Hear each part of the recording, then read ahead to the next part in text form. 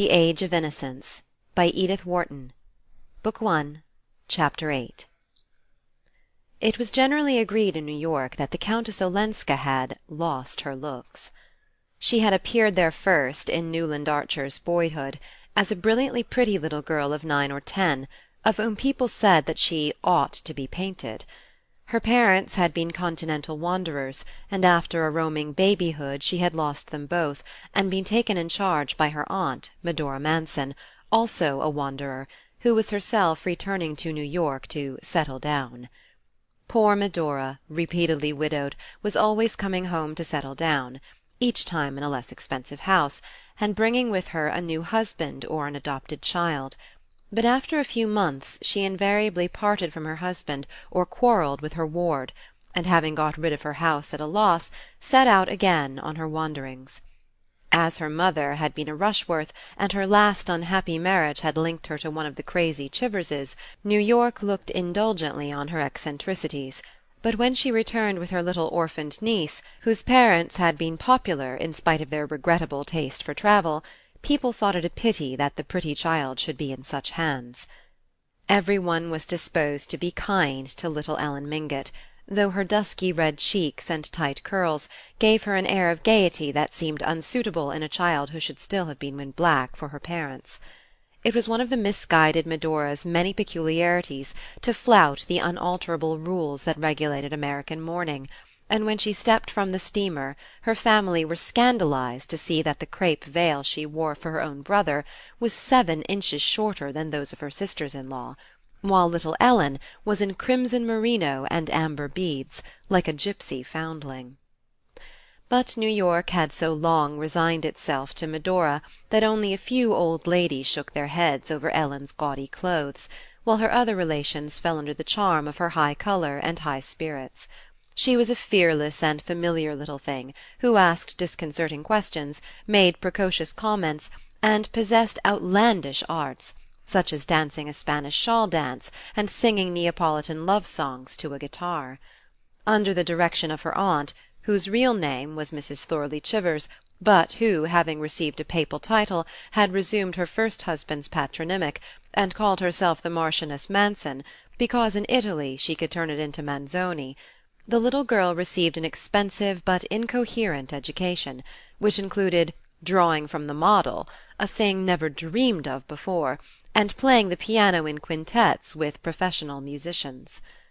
Of course no good could come of this, and when, a few years later, poor Chivers finally died in a madhouse, his widow, draped in strange weeds, again pulled up stakes and departed with Ellen, who had grown into a tall bony girl with conspicuous eyes.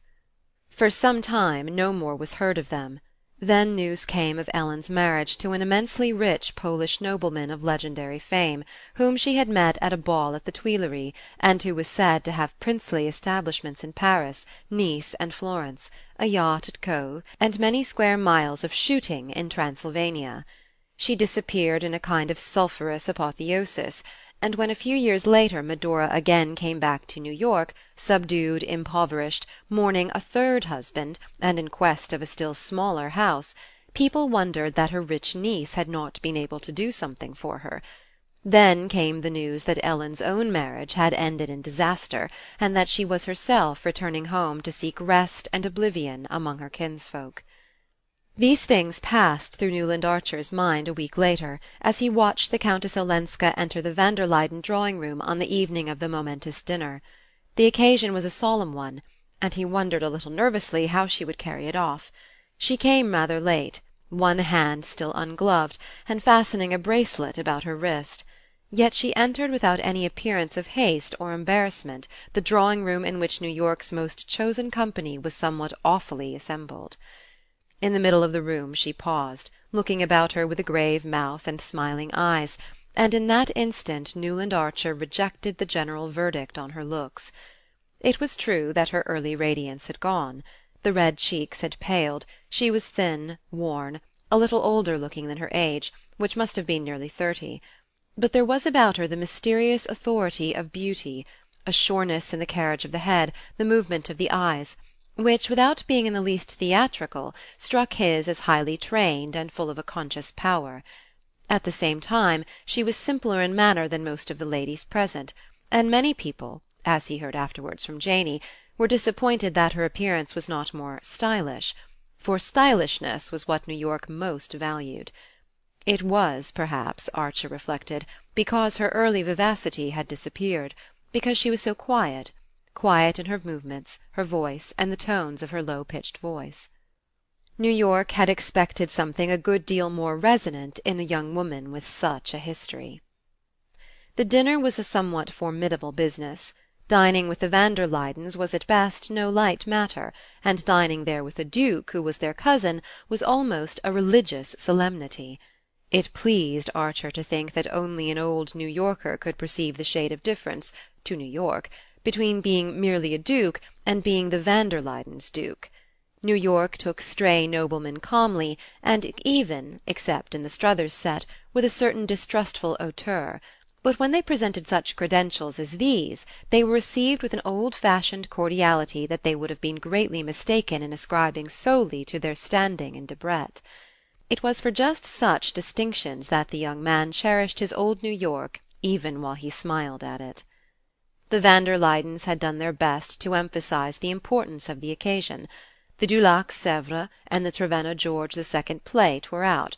So was the van der Luyden Lowestoft East India Company, and the Dagonet Crown Derby.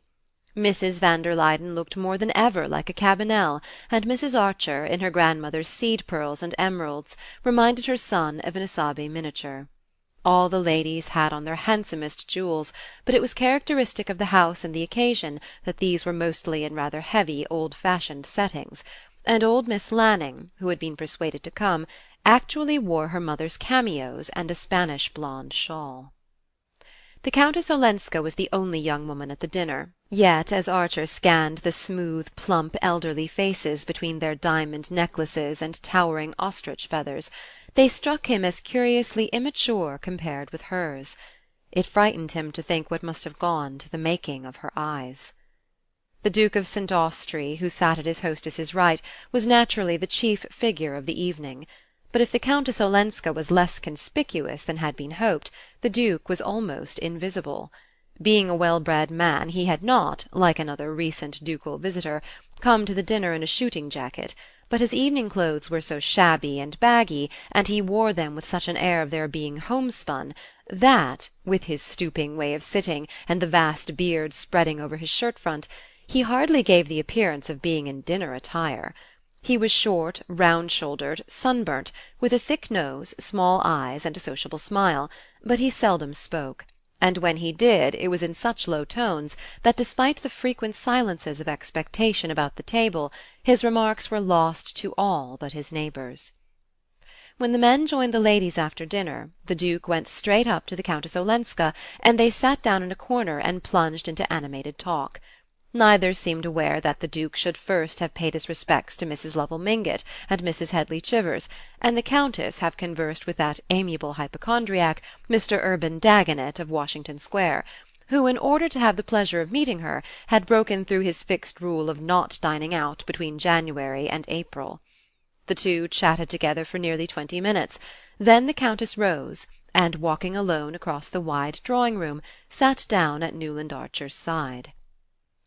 It was not the custom in New York drawing-rooms for a lady to get up and walk away from one gentleman in order to seek the company of another.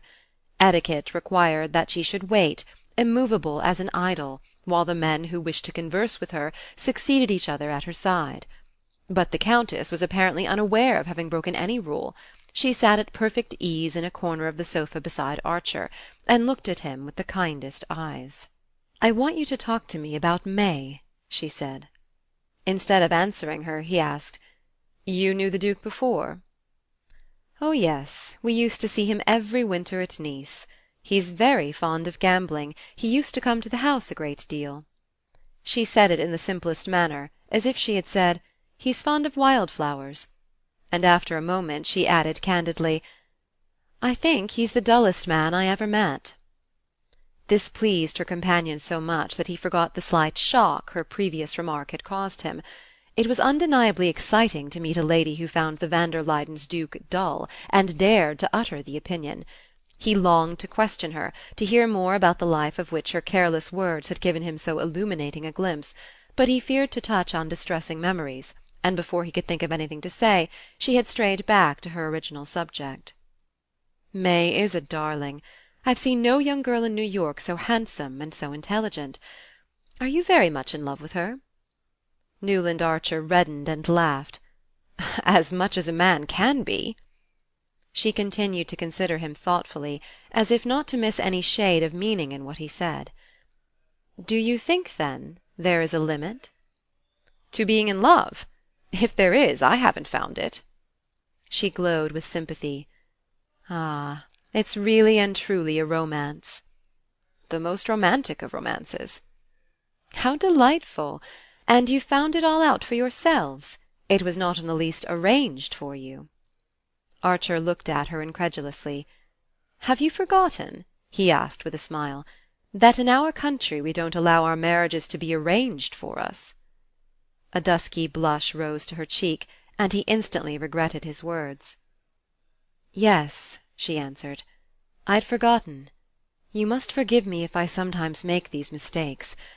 I don't always remember that everything here is good that was bad where I've come from." She looked down at her Viennese fan of eagle feathers, and he saw that her lips trembled. "I'm so sorry," he said impulsively, "but you are among friends here, you know." "Yes, I know. Wherever I go I have that feeling. That's why I came home. I want to forget everything else, to become a complete American again, like the Mingotts and the Wellands, and you and your delightful mother, and all the other good people here tonight. Oh, here's May arriving, and you will want to hurry away to her," she added, but without moving, and her eyes turned back from the door to rest on the young man's face. The drawing-rooms were beginning to fill up with after-dinner guests, and following Madame Olenska's glance, Archer saw May Welland entering with her mother. In her dress of white and silver, with a wreath of silver blossoms in her hair, the tall girl looked like a Diana just alight from the chase. "Oh," said Archer, "I have so many rivals. You see she's already surrounded. There's the Duke being introduced." "Then stay with me a little longer," Madame Olenska said in a low tone, just touching his knee with her plumed fan. It was the lightest touch, but it thrilled him like a caress. "Yes, let me stay," he answered in the same tone, hardly knowing what he said. But just then Mr. van der Luyden came up, followed by old Mr. Urban Dagonet. The Countess greeted them with her grave smile, and Archer, feeling that his host's admonitory glance was on him, rose and surrendered his seat. Madame Olenska held out her hand, as if to bid him good-bye. "Tomorrow, then, after 5. I shall expect you," she said, and then turned back to make room for Mr. Dagonet. "Tomorrow," Archer heard himself repeating, though there had been no engagement, and during their talk she had given him no hint that she wished to see him again. As he moved away he saw Lawrence Lefferts, tall and resplendent, leading his wife up to be introduced, and heard Gertrude Lefferts say, as she beamed on the Countess with her large unperceiving smile, "But I think we used to go to dancing school together when we were children." Behind her, waiting their turn to name themselves to the Countess, Archer noticed a number of the recalcitrant couples who had declined to meet her at Mrs. Lovell Mingott's. As Mrs. Archer remarked, when the van der Luydens chose, they knew how to give a lesson. The wonder was that they chose so seldom. The young man felt a touch on his arm, and saw Mrs. van der Luyden looking down on him from the pure eminence of black velvet and the family diamonds. "It was good of you, dear Newland, to devote yourself so unselfishly to Madame Olenska. I told your cousin Henry he really must come to the rescue." He was aware of smiling at her vaguely, and she added, as if condescending to his natural shyness, "I've never seen May looking lovelier. The Duke thinks her the handsomest girl in the room."